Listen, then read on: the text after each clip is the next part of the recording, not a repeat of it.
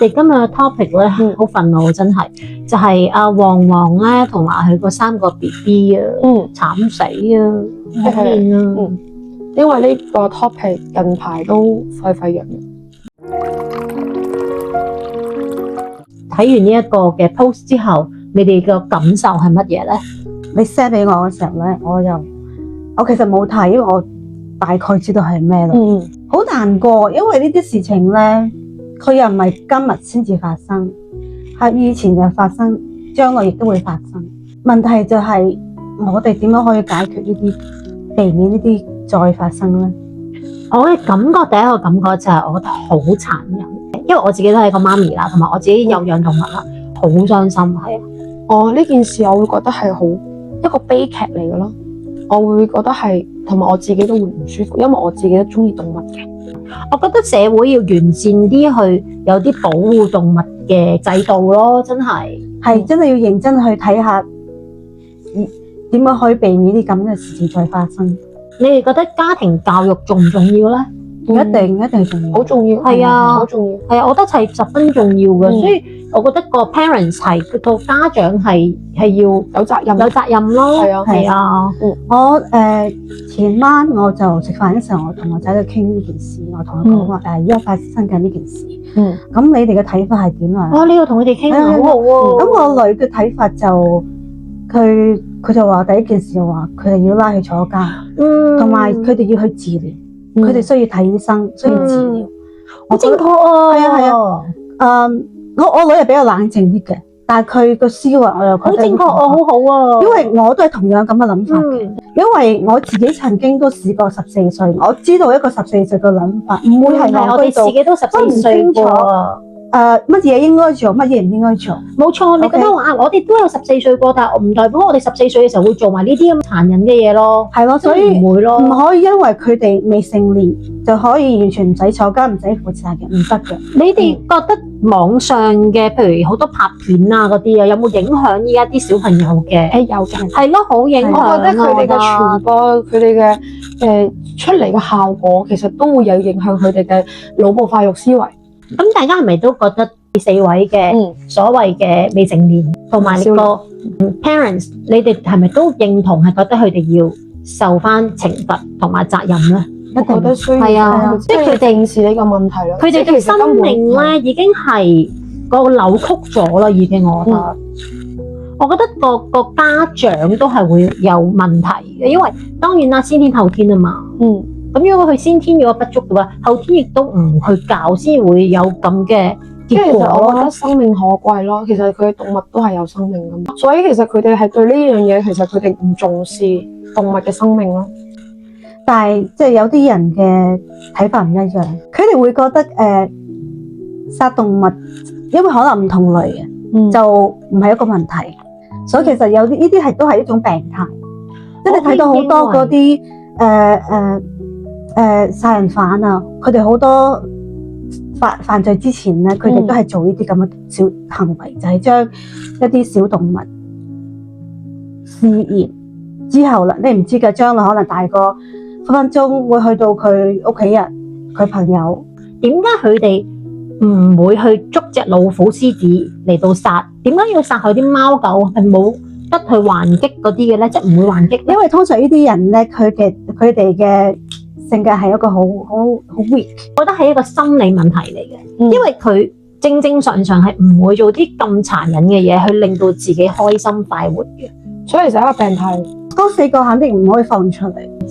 咁你哋覺得尊重生命係要由幾多歲開始咧？BB 開始㗎。我覺得真係由懂性開始嘅，真係可能即係3歲啊，因為佢哋成日話3歲定80啊嘛，我覺得可能3歲開始咯，越早就越好，係越早越好。同埋其實父母嘅影響係真係好大嘅，我自己覺得係。但係問題咧，好多父母都自己都有問題，係啊，所以點樣教細路仔？所以呢個係一個好大嘅，都屬於社會責任。我自己本身好細個咧，屋企就開始養動物噶啦，所以我就原本已經係會好愛惜同照顧動物咯。我覺得呢樣嘢係有幫助噶，係啊，有幫助佢哋對動物嘅一啲互動啦，對生命嘅一啲睇法啦。其實小朋友真係由細要開始培養係啊佢有呢種咁樣嘅即係意識。好細個懂性開始就要照顧動物，當動物係屋企人係好有用咯。你哋有冇養動物啦？細個嘅時候，有試過，我細個冇，我有係試過係最近呢幾年先至養。大家覺得點樣可以避免呢個悲劇咧？坐監，一定要法律去制裁呢啲。我覺得學校啊，或者係咯，都係有呢啲咁樣嘅傳播意識咯。要保護動物啦，約束係唔得嘅，同埋有人舉報咯，即係阻止咯。如果係見到，唔好話當見唔到咯。其實各方面都需要加強嘅，其實。譬如好似你話傳播一樣教育意識嗰啲啦，其實我覺得都會影響好深。學校啦係啊，同埋媒體啦，即係我哋呢啲 social media 啦，所以我覺得係都會有幫助。有需要嘅，其實係啊，咁你有呢個 topic 話題，咁你可能好似啱先咁樣講話，帶入去翻到屋企同小朋友討論溝通，其實一個好好嘅一個行為模式。我哋都係因為想正視呢一件事，所以先至錄呢一集咯。係啊，係啊，係。如果你見到有人虐待動物嘅話，你哋會點樣做啊？阻止咯，阻止咯。係啊，可以嘅話情況下，我一定會阻止咯，但係要舉報咯。但係要睇下自身嘅環境安全咯安全先，因為有時係啊可能佢會攻擊翻你轉頭嘅，真係驚。即係如果係可以容許嘅時候，你要係啊阻止同舉報，舉報係一定要咯，我覺得。係啊，係啊。係啊，其實咧，當中是但有一個真係可以去制止呢件事嘅話咧，其實就唔悲劇就唔會發生。係啊，因為問題就係真係好可憐。點解可以4個細路仔有同樣嘅 mindset 去對付一個弱小嘅生命？唔單止啊，最恐怖嘅係呢件事係有拍片啊。拍完片仲埋上傳之後，將呢件事情好似即係佢哋做嘅行為模式，呢件事要正視咯。即係博流量唔係一定要用呢啲行為模式嚟做咯。我知道虐待動物呢一啲事係一直都有人去做嘅。呢件事開始，大家更加要出聲。係啊，因為至少教嗰啲年輕嗰啲細路仔俾佢知道呢件事係係啊，係即係一個好大好大嘅影響力咯。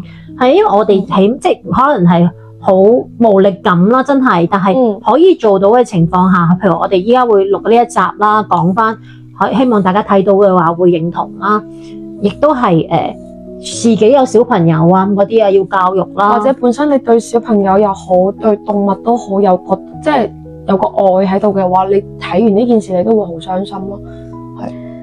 係其實你話中唔中意動物都好，你唔好去傷害佢。係啦，你唔中意係可以嘅，但係你唔好傷害佢咯。係啊，其實我都知有啲人係唔中意動物嘅，係啊，好似反而冇問題，但係唔中意就你可以冇理佢。係啦，可以唔中意就唔好傷害咯。冇錯，係啊，係啊。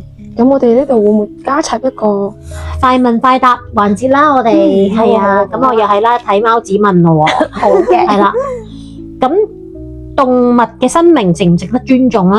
咁我係覺得值得嘅，值得嘅。係啦，大家都一樣覺得值得。你哋覺得家長應唔應該負擔責任咧？喺呢一個環節上面，係啦，呢個 case 上邊應該嘅，我覺得我覺得應該係啊，一定。我唔相信父母從來冇發現任何嘅蛛絲馬跡咯，所以我覺得父母係要受責任。係啊，咁生命教育係咪應該列為必修嘅科咧？我覺得係嘅，我贊成嘅。係啊，我覺得係嘅，因為依家好似啲人越嚟越冇咗呢個同理心，係啊，係啊，所以我覺得係需要嘅。係啊，人與人之間嘅嗰種聯繫啊，或者越嚟越冇呢樣嘢。係啊，係好得人驚。有冇需要更加完善嘅動物嘅保護法咧？我覺得有需要嘅，我覺得係非常十分之需要嘅。每個地區都應該要重視啦。冇錯。如果可以選擇嘅話，你哋想要乜嘢嘅社會咧？我係覺得應該要更加多愛心咯。要多啲教育，多啲愛咯。多啲愛。我覺得網絡其實 internet 呢個都要 control 下嘅。係啊，我唔知道可能佢哋係睇得太多啊，定係點樣啊，要影響佢哋嘅思維。好多都有啦。係啊，但係其實而家問題好多人都缺乏愛咧。係啊係啊，佢會做出好多好極端嘅事。係啊係啊係啊。要多啲愛咯，多啲愛咯，我覺得真係要好緊要，同理心咯，係啊，愛對方等等。咁你連動物都要愛，呢啲其實真係要加強。OK，咁最後啦，大家有冇一個總結咧？我講先啦，我覺得你做任何嘢都係要為自己嘅行為負責任。冇錯，就算你唔好講你自己係幾多歲都好，我覺得呢件事真係要面對自己咯。我會覺得尊重生命咯，係啊，係啊，尊重生命，好緊要。好多呢啲都係行為係因為好多憎恨啊，先做咗個咁嘅極端嘅手法。咁啊，係咯，大家俾多啲愛，多啲愛啦，係啊，關心，咁同埋留言啦、分享啦，你哋點樣睇呢件事啦？咁都係一件令人好憤怒、傷心嘅事嚟嘅。希望大家都正視關注啦。係啊，咁我哋可以做到嘅就係呢一少少嘅嘢。咁希望大家可以subscribe 啦、留言啦。記得 like，係啊，好沉重嘅呢個話題。係，咁我哋呢就係咁先啦。 OK，好啦，大家拜拜。